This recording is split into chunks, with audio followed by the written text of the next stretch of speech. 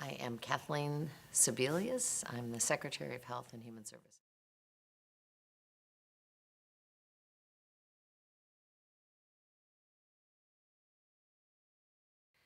Well, my dad was a bit of an outlier. We lived in Cincinnati, Ohio, pretty conservative, very Republican town.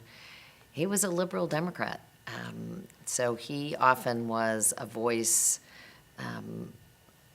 in the wilderness in some cases, or leading away on an effort.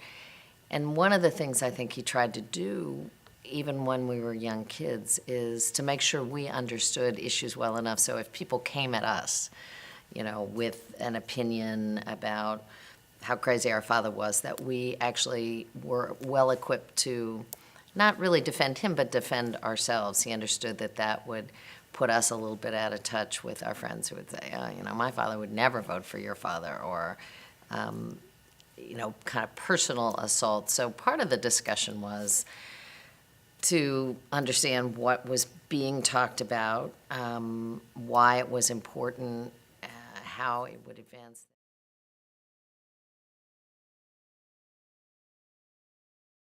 And taking a risk, I think, is something that, again, I learned pretty early on, and I think is one of the tough lessons for a lot of girls to learn. Girls are taught to be a bit risk-averse, overtly or covertly. So I went to an all-girls school, and I would say became kind of an accidental feminist because girls did everything. It never occurred to me that you couldn't be the president of the class or on the sports team, or that you had to play certain roles, because in my world, girls were the dumbest in the class and the smartest. They were the ballet dancers and the athletes. So it was the whole range of issues. And it really wasn't until I got to college and met a lot of women who had been in a co-ed setting who were really told that, sports stopped in the 7th grade. If you were a girl, you could be a cheerleader, but you couldn't be on the team. You could be the treasurer of the class, but you couldn't be the president.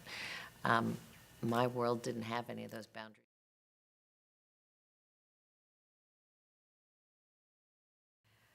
Well, I hope we look back on the passage and then full implementation of the Affordable Care Act as the most pivotal health moment since Medicare and Medicaid were passed in the mid-'60s.